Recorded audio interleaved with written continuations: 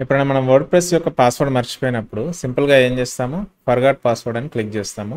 Click చేసిన తర్వాత మన ఈమెయిల్ ఎంటర్ చేసి గెట్ రీసెట్ లింక్ అని కొట్టిన తర్వాత మన మెయిల్‌కి ఒక ఈమెయిల్ రీసెట్ లింక్ అయితే వస్తది.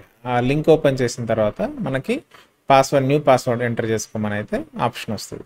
కానీ ఒక్కొక్కసారి కొన్ని టెక్నికల్ ఇష్యూస్ వల్ల కావచ్చు, లేదంటే మెయిల్ సర్వర్ ఇష్యూస్ వల్ల కావచ్చు, ఆ మెయిల్స్ అనేది మనకు డెలివరీ రావు. అంటే మీరు రీసెట్ పాస్వర్డ్ అని కొట్టినా సరే మీ మెయిల్కి అనేది రీసెట్ లింక్ రాదు. అలాంటప్పుడు మీకు ఇటు పాస్వర్డ్ లేదు మీ దగ్గర, ప్లస్ రీసెట్ లింక్ కూడా రావట్లేదు. సో ఇంకా మీకు డాష్బోర్డ్లోకి లాగిన్ అయ్యే ఛాన్స్ అయితే ఉండదు. సో అలాంటి సిచ్యువేషన్లో ఏం చేయాలి, ప్లస్ మనం పాస్వర్డ్ అనేది కొత్త పాస్వర్డ్ ఎలా పెట్టుకోవాలని చెప్పేసి ఈ వీడియోలో చూద్దాం. ఓకేనా? ఆబ్వియస్గా మీకు ఆల్రెడీ హోస్టింగ్ యొక్క యాక్సెస్ ఉంటుంది కాబట్టి మీకు డేటాబేస్లోకి వెళ్ళే ఛాన్స్ ఉంటుంది కాబట్టి దాని ద్వారా మనం పాస్వర్డ్ అనేది రీసెట్ చేసుకోవచ్చు. ఓకే, సో నేను స్విచ్ చేస్తాను. సో ఇక్కడ చూస్తే నేను లాగిన్ అని కొడుతున్నాను.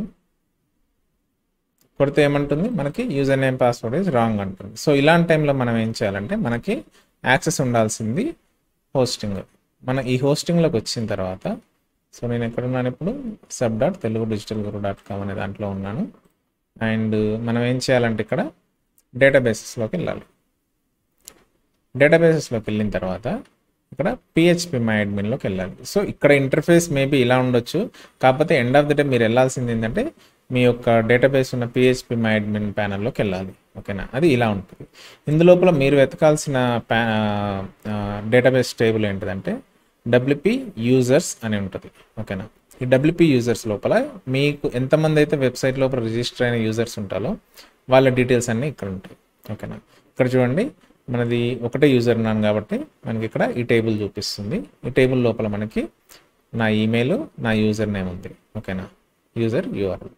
ఇక్కడ మనకి దీన్ని ఎడిట్ అని క్లిక్ చేయండి. క్లిక్ చేసిన తర్వాత మనకి యూజర్ పాస్ అని వస్తుంది ఒకటి. దీని లోపల మీరు ఏం చేయాలంటే ఒక MD5 అని ఉంటుంది ఫార్మాట్. ఇది ఈ MD5 ఫార్మాట్ అంటే నార్మల్ టెక్స్ట్ లాగా తీసుకుంటారు. ఇక్కడ ఈ MD5 ఫార్మాట్ లోపల మీకు కావాల్సిన పాస్వర్డ్ అనేది, కొత్త పాస్వర్డ్ అనేది ఎంటర్ చేసుకోండి.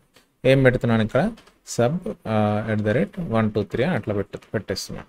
ఓకే, ఈ sub123 అని పెట్టిన తర్వాత నేను ఏం చేయాలంటే కింద గో అని క్లిక్ చేయండి. సో పాస్వర్డ్ అనేది సేవ్ అయిపోయింది. ఇప్పుడు ఏదైతే మనం చేసామో ఆ పాస్వర్డ్ అనేది సేవ్ అయిపోయింది.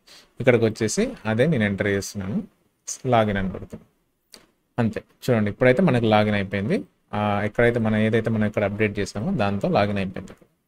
ఇక్కడికి వచ్చిన తర్వాత మనం ఏం చేయాలంటే ఖచ్చితంగా సరే ఇప్పుడు మనం ఇక్కడ ఏదైతే పాస్వర్డ్ సెట్ చేసామో అదే వదిలేయకుండా మళ్ళీ మీరు ఒక స్ట్రాంగ్ పాస్వర్డ్ అనేది జనరేట్ చేసుకోండి ఇక్కడ. ఓకేనా?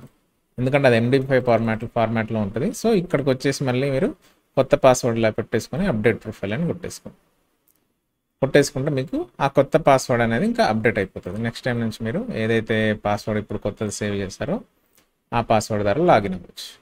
ఓకేనా? సో అర్థమైంది కదా?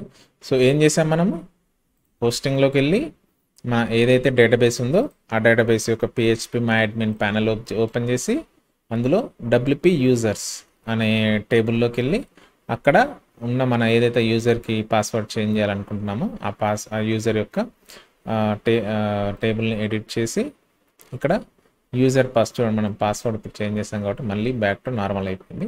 ఇప్పుడు మనం టెంపరీగా ఒక పాస్వర్డ్ పెడుతున్నాం కాబట్టి ఇక్కడ MD5 గుర్తుపెట్టుకోండి, ఇది MD5 అని సెలెక్ట్ చేసుకోవాలి. MD5 సెలెక్ట్ చేసుకొని మీకు కావాల్సిన క్యారెక్టర్స్ పాస్వర్డ్ లాగా ఇచ్చేసుకొని ఈ పాస్వర్డ్తో మీరు లాగిన్ అయిన తర్వాత ఏం చేయాలి, ఇక్కడికి వచ్చి మళ్ళీ మీరు మీ ఓన్ పాస్వర్డ్ని, కొత్త పాస్వర్డ్ని పెట్టుకోవాలి. అదే పాస్వర్డ్ అలాగే లేకుండా కొత్త పాస్వర్డ్ని సెట్ చేసుకోవాలి. ఓకేనా? So I hope this video helps you. So మీకు జస్ట్ వీడియోని లైక్ చేయండి అండ్ ఆల్సో సబ్స్క్రైబ్ చేసుకోండి. ఇంకా మీ దగ్గర ఏమన్నా డౌట్స్ ఉన్నా కానీ ఏమున్నా సరే మనకి కింద కామెంట్లో కూడా అడగవచ్చు. Thank you.